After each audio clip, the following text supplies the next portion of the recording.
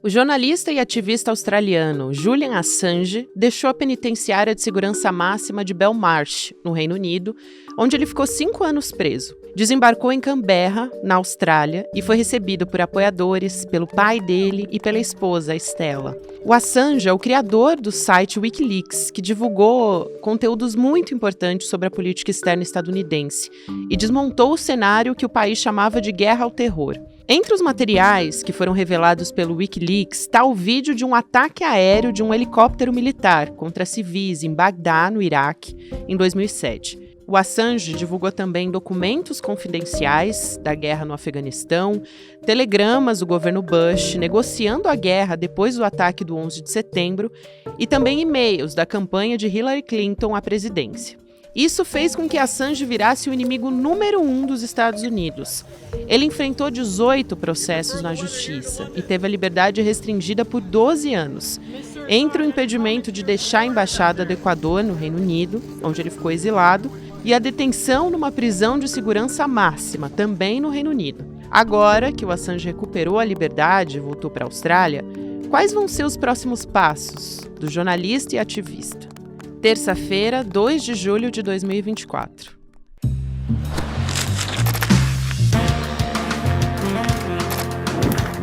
Olá, seja muito bem-vindo, seja muito bem-vinda. Eu sou a Gabriela Varela,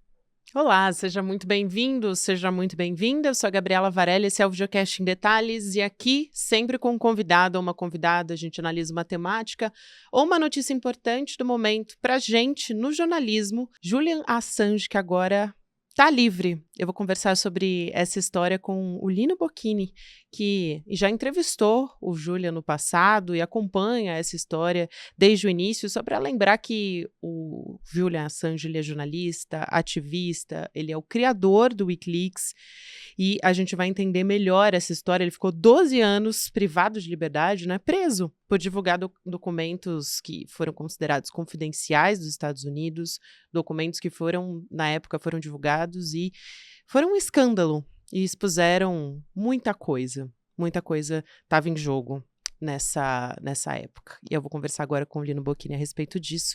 Lino, obrigada por aceitar nosso convite, seja muito bem-vindo ao ICL e ao Em Detalhes também. Obrigado, Gabriela, e é um prazer falar com você e com todos os espectadores aí do ICL.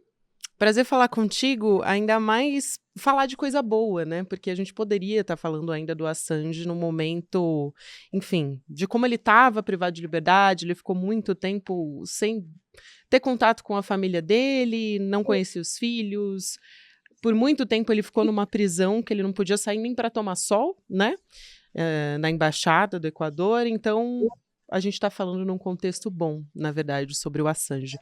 Antes de começar, talvez muita gente tenha curiosidade, não acompanhe tão bem a história, eu queria que você trouxesse um pouco uma retrospectiva sobre quem é o Julian e sobre o trabalho dele no Wikileaks também, por favor. Bom, o Julian Assange é um jornalista australiano, né, e fundador do Wikileaks, que é ainda, né, uma plataforma de vazamento de documentos, de divulgação de documentos, que na verdade a divulgação de documentos, sejam eles sigilosos ou não, é um trabalho que o jornalismo faz diariamente. Né? Boa parte das matérias exclusivas ou das denúncias que a gente vê, etc., vem de documentos que foram obtidos, né, por jornalistas, e isso é muito bom, porque assim a gente pode saber, né, do que se passa, né, ou falando em português claro, usando um ditado popular, assim, saber como a salsicha é feita, né, em termos aí nos governos ou nas grandes corporações. Enfim, o Assange ele apareceu a primeira vez aí na mídia mundial quando ele vazou alguns documentos relacionados à guerra do Afeganistão. Aí ele já entrou ali na mira dos Estados Unidos, porque tinha uma série de denúncias de atitudes, digamos, condenáveis ali do governo americano, e foi essa a primeira grande aparição dele. Mas depois ficou famoso mesmo quando ele teve um acesso a um enorme arquivo ali secreto, sigiloso da CIA e do Exército Americano sobre relações diplomáticas e outras questões acerca de muitos países do mundo todo, né? Lino, Eu ia te perguntar justamente sobre o vídeo, né, dos soldados estadunidenses que mataram civis do Iraque, e foi o vídeo que levou a essa perseguição dos Estados Unidos contra ele, e você já fez um bom resumo dessa história. Houve denúncia de agressão sexual, depois essas supostas vítimas voltaram atrás, inclusive, sem contar, tiveram vazamentos também de vídeos que tentavam mostrar como ele estava supostamente importunando funcionários da embaixada onde ele estava, ou que ele estava com a saúde mental comprometida, enfim. Eu queria te perguntar um pouco sobre como detalhar essa tentativa de destruição da imagem dele, porque foi uma tentativa conjunta, na verdade, né, desses países que estavam alinhados com os Estados Unidos, justamente por ele ter divulgado esses documentos, e começou essa perseguição que durou tantos anos contra ele, né? Foi uma tentativa bem agressiva, eu diria, e que até foi bem sucedida, enfim. Em certa medida, apesar dele ser uma pessoa que toma um cuidado tremendo com a sua imagem, né?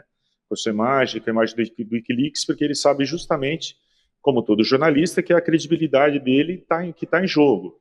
Né? As pessoas não vão dar atenção porque ele divulgar, porque o Wikileaks divulgar, se ele em si não tiver credibilidade. Né? Então, esse foi um dos principais pontos de ataque que ele sofreu, né? E quando você cita aí saúde mental dele, de fato, assim, eu não sei, obviamente eu não sou próximo dele, eu não sei como ele está hoje em dia, só que o que acontece, assim, ele ficou, naquele momento que eu encontrei com ele na Inglaterra, até que a situação dele não estava tão ruim, porque ele estava numa propriedade relativamente grande, era uma propriedade que tinha uma área, um gramado em volta, etc., ele podia circular.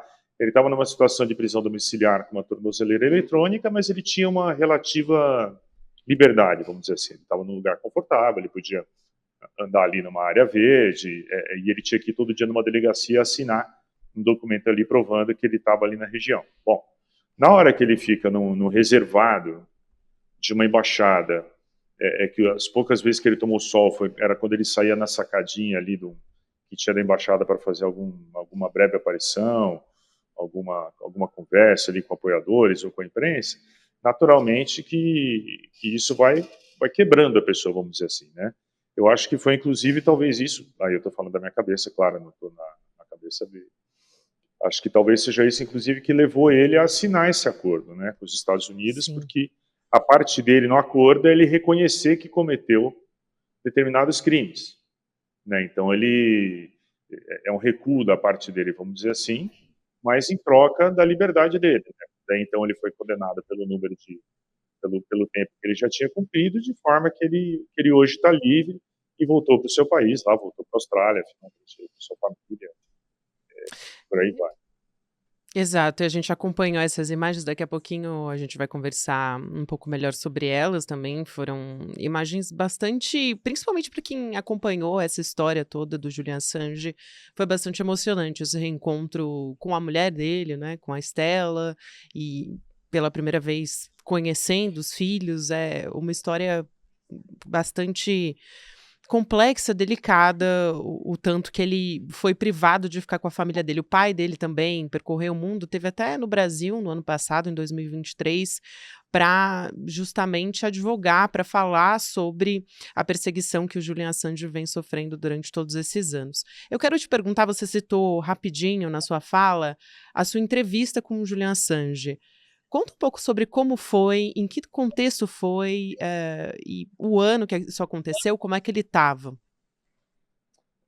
Foi em 2011, foi nos primeiros meses ali de 2011, e foi uma negociação longa, né, de vários meses, enfim, e que teve ali a intermediação da Natália Viana, que também é jornalista, hoje é diretora e fundadora da Agência Pública, que é uma agência de jornalismo, e a Natália foi por muitos anos uma colaboradora formal do Wikileaks, certo? Isso não é segredo, enfim. Então ela tinha essa ponte com o Assange. Eu, por minha vez, era redator-chefe da revista Trip, no caso, e a gente começou uma negociação longa, porque o Assange, para topar que alguém fosse na casa dele, ele queria saber que pessoa que era essa, como ela pensava, enfim, porque ele estava começando ali esse período recluso, vamos dizer, forçadamente, né? Então ele, falando de novo português, claro, levanta a capivara da pessoa que vai lá, quer saber todos os detalhes, o que fez, o que não fez, enfim. E acabou achando que tudo bem me receber. Foi porque eu fui junto com a Natália, junto com uma fotógrafa brasileira também, a Elisa Capai, né, muito boa, que fez as fotos, Sim. fez alguns registros em vídeo. E então ele nos recebeu lá. Inclusive ele foi buscar a gente na estação de trem da cidadezinha. Foi algo muito próximo, assim. A gente dormiu uma noite na propriedade, assim, em outra casa ali ao lado, mas ficamos ali próximo a ele e a equipe dele que estava lá por 2 dias, né? Então, até então, né, nessa prisão domiciliar dele na Inglaterra, nenhum outro jornalista brasileiro acabou tendo a oportunidade de ir lá, né? O Assange falou depois várias vezes com veículos do Brasil e do mundo todo, mas quando ele estava na Embaixada do Equador.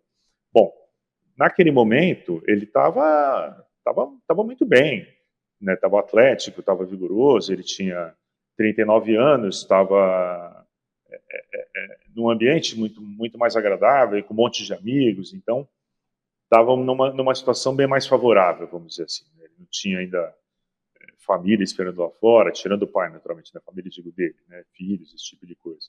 Então era um momento que as coisas estavam razoavelmente mais tranquilas, vamos dizer assim. Ele estava muito bem fisicamente, muito bem de cabeça, sempre muito bem-humorado, né, o que até chamou nossa atenção para alguém que estava na mira do governo e do exército americano, fazendo piada o tempo todo, pulando numa cama elástica, sei lá, enfim, ele estava realmente com a cabeça muito boa naquele momento. E para quem não leu essa reportagem, essa entrevista, ela tá no site da revista Trip e o título é Julian Assange, o atacante, que foi escrita pelo Lino lá em 2011. Depois, inclusive, você deu até uma entrevista pro R7 dizendo é quase um milagre, né? Eu considero um milagre que ele tenha conseguido sobreviver por tanto tempo, apesar de toda a ameaça que ele representa para grandes governos, principalmente os Estados Unidos. E aí a gente já vê a imagem, esse processo todo de deteriorar a imagem do Julian Assange, né. Agora, eu quero falar um pouco sobre esse caso judicial, né. Ele se declarar culpado abre talvez uma brecha, a preocupação era essa, né, que abrisse uma brecha para outros jornalistas se sentirem ameaçados por esse poderio dos Estados Unidos e não só isso, mas por essa questão do judiciário. A gente tem casos assim no Brasil também, né, de jornalistas que estão respondendo a processos ou recebendo multas judiciais altíssimas, basicamente por fazerem o seu trabalho, né. E a juíza responsável por esse caso, ela disse que ao contrário do que estava nos documentos ali, nas alegações dos Estados Unidos, o Julian Assange, ela reconheceu que as ações dele não produziram nenhuma vítima pessoal e que ele já sofreu consequências suficientes por conta dessa conduta, vamos dizer assim, falando de forma técnica, assim como ela falou, né. Agora, eu queria que você explicasse um pouco, porque judicialmente esse caso ele é patético, né? É como se ele não tivesse tido nenhuma outra alternativa. Esse até a equipe dele entendeu que esse era o único caminho para que ele pudesse se ver livre e reencontrar a família. Talvez não tivesse uma outra oportunidade como essa se não tivesse aceitado esse acordo, né, Lino? Acho que é por aí. E eu diria que, tentando pensar pelo lado do governo americano, eles já atingiram o objetivo deles, né? Que qualquer objetivo deles dá uma punição exemplar, né? Para que outras pessoas falem, olha, não vem se meter com a gente. Mas o Bradley Manning, o então Bradley Manning, foi preso primeiro em Guantánamo e ficou um bom tempo preso, depois passou por outras prisões americanas, até que ele teve um indulto do Obama e foi libertado, né? Que foi o soldado ali que vazou as informações para o Wikileaks, que vazou grande lote de documentos, esse que ficou mais famoso. E o Assange também, né, teve essa punição muito dura, então acho que ele próprio talvez tenha feito essa avaliação, né, falou assim, bom, não há muito mais o que eu possa fazer agora, né. Eu acho que ele já fez a parte dele e o governo americano talvez tenha permitido esse acordo também, porque falou, bom, a nossa parte também já está feita, ele já serviu de exemplo, então vamos liberá-lo, né? Porque ao que consta teve que ter uma autorização do próprio Biden para que isso ocorresse, né? Acho que também deve ter pesado ali, não, vamos transformar ele num mártir ainda maior, caso ele morresse, por exemplo, né? Enfim, ainda bem que não aconteceu, mas se acontecesse uma coisa mais drástica com ele nesse período todo de reclusão causada por essa perseguição do governo americano, né? Sem dúvida. Eu acho que esse ponto que você traz é muito importante. Essa preocupação de não torná-lo um mártir. Na verdade, ele acabou virando um personagem simbólico do jornalismo investigativo e é um personagem importantíssimo também para não só para a liberdade de imprensa, mas para a democracia. Ele virou esse símbolo, né? Querendo ou não, no fim das contas, esse caminho também foi percorrido em paralelo, eu acredito. Agora, eu quero que você conte um pouco sobre como foi essa chegada nessa semana do Julian Assange na Austrália, esse reencontro com a Stella Assange, que é a esposa dele, enfim, como é que foi esse processo da saída dele também da prisão para que ele conseguisse chegar até lá, porque ele teve que pagar um avião, pagou caro por esse avião para que ele conseguisse também deixar o país, né? Foi isso, e ele tem um detalhe aí curioso também, que ele tinha alguma desconfiança, o que eu acho também que é perfeitamente compreensível, né, e não quis assinar o acordo em território continental americano, né. Ele assinou numa pequena ilha que é um território ultramarino americano já próximo da Austrália, né, assim, então teve essa parte, vamos dizer assim, né. Eu acho que certamente pesou demais essa questão da família, assim, acho que não tinha como, e, assim, mas eu acho que o Assange também, ao longo desses anos todos, ele angariou muitos apoiadores no mundo todo, né, e também gente com influência e por aí vai, o que é natural, né. Essa própria casa onde ele estava no interior da Inglaterra, que quando eu tive a chance de conversar com ele, era uma propriedade uma propriedade que hoje tem até um site, se alguém quiser entrar, chama Ellingham Hall, e é uma propriedade que é alugada para casamentos, e é uma mansão linda, de 300 anos de idade, mas que o dono, que é um milionário inglês, é um defensor da liberdade de expressão e decidiu ceder para Assange o uso daquela casa por um bom tempo, né? Então, ainda bem, né? A gente tem pessoas também do lado de cá, digamos assim, dando um suporte, né? Dando um apoio aí para o que ele precisa. E só queria repetir rapidamente, porque a gente fala o tempo todo, ainda bem que você está chamando ele de jornalista, que o que ele fez nada mais é do que a gente vê diariamente na imprensa, né? Diariamente na imprensa há uma série de reportagens, há uma série de matérias que são baseadas em informações entregues aos jornalistas, com sigilo de fonte, inclusive, né? Mal comparando aqui, todas as reportagens que foram feitas a partir de vazamentos da Lava Jato, por exemplo, Claro. male tinham essa comparação. E mais uma série de reportagens outras que jornalistas tiveram acesso a documentos sigilosos, o que é absolutamente normal. É que ele fez isso em escala industrial, e foi o que foi muito interessante, inclusive, porque muita coisa foi exposta. Tomou uma proporção mundial, mas é um trabalho importantíssimo, inclusive, porque foi fundamental para mostrar o que estava acontecendo de fato e também a frieza com que esses soldados estadunidenses estavam agindo ali e matando civis à revelia, como o vídeo que ele divulgou, o Wikileaks divulgou, na verdade, mostrou. Eu quero te perguntar, Lino, qual que vai ser o futuro do Assange? A gente ainda não tem certeza porque ele nem sequer se pronunciou sobre isso. A gente está gravando esse programa, então pode ser que ele se pronuncie até esse programa ir ao ar. Mas a expectativa é que ele tenha uma vida reservada. Como é que tem sido depois desse reencontro com a família, depois também de uma exposição tão grande como ele teve? E acho que é uma pergunta fundamental para a gente fazer nesse final de conversa, é qual é o legado que o Julian Assange deixa, não só para o jornalismo, mas ele tem esse simbolismo em relação à democracia, né, que é importantíssimo.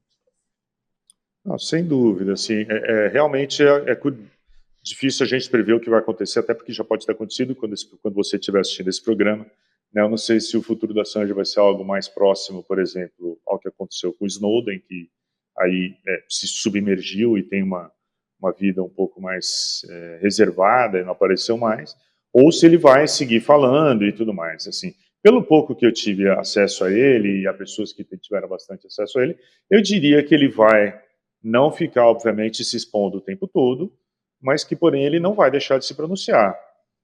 Assim, ele é uma pessoa muitíssimo focada, muito focada nos objetivos dele, né? Isso fica claro o tempo todo, muito cioso dessa batalha pela liberdade de expressão, pela transparência das corporações, pela transparência dos governos, mas certamente ele é uma pessoa muito inteligente, né? Ele também já tem essa percepção de que o papel dele está feito, eu diria, né? A gente está aqui discutindo, certamente tem outros programas do mundo todo que estão debatendo isso, né? Assim, é um caso extremamente emblemático e que não vai ser esquecido tão cedo, né? E que, ao mesmo tempo que serve de exemplo para que outras pessoas talvez fiquem com medo de desafiar governos, e potências e corporações, pode também inspirar, e eu imagino que sim, espero, que inspire o contrário, que vejam que legal o que esse cara fez, né?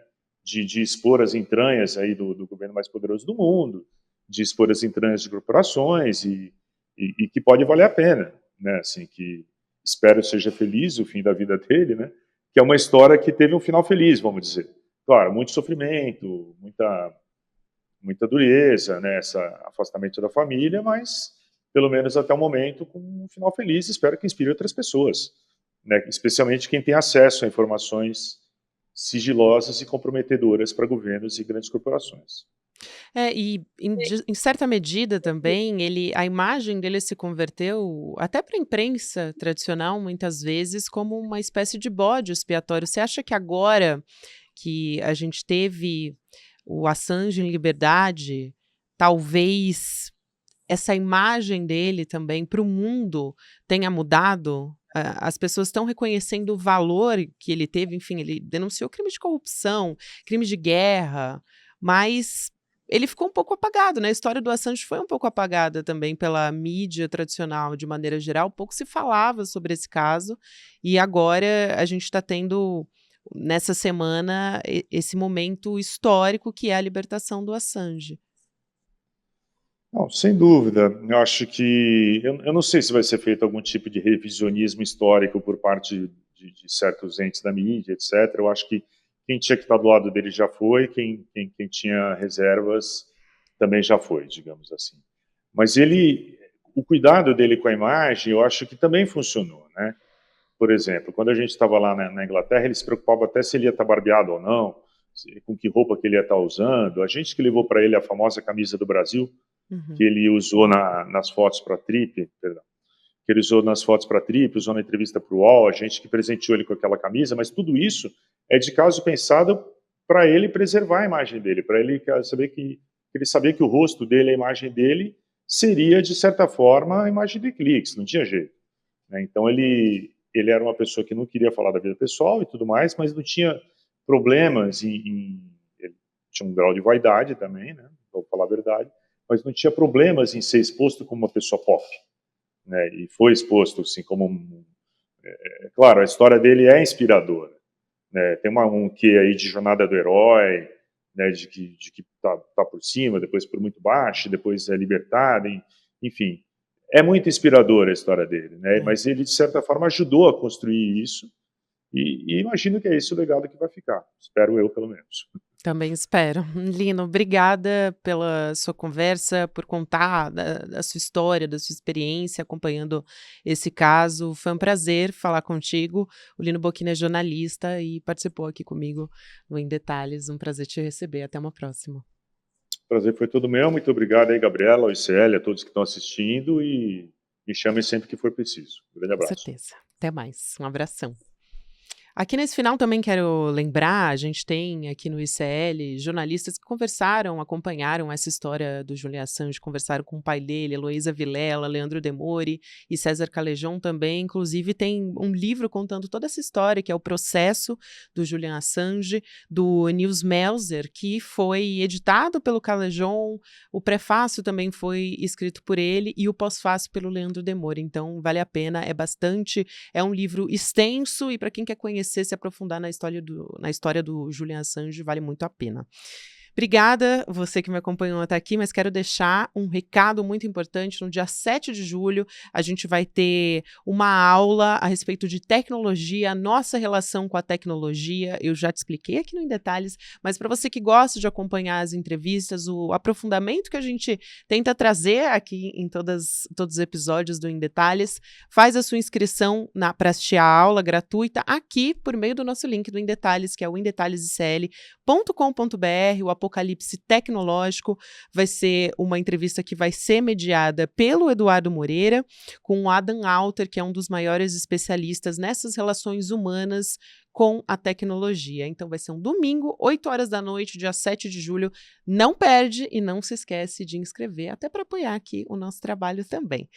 Agora você fica com o Mercado Investimentos na sequência Rolê CL, 6 horas da noite, CL Notícias, segunda edição. Lembrando que a gente está também em todas as plataformas de áudio. A gente se vê na segunda-feira. Tchau, tchau. O cara que foi eleito um dos 40 maiores professores de negócios do mundo topou dar uma aula para o ICL. Ele vai nos dar uma aula sobre o vício em tecnologia que tomou conta da vida de todo mundo, enriquecendo empresas e destruindo vidas, explicando quais são os segredos por trás desse vício e nos ensinando a gerenciar esse que pode ser um dos maiores problemas na vida de todo mundo, nos roubar anos de vida literalmente. O nome dele é Adam Alter, ele que escreveu o best-seller Irresistible, que quer dizer irresistível em português, com muito tempo em primeiro lugar na lista de mais vendidos nos Estados Unidos. Para você se inscrever na aula que vai acontecer dia 7 de julho, 7/7, às 8 horas da noite, é só você clicar no link que vai estar aqui e gratuitamente se inscrever. Uma aula para assistir com os filhos, uma aula para assistir com todo mundo em casa e uma aula para não perder. Clique agora e se inscreva.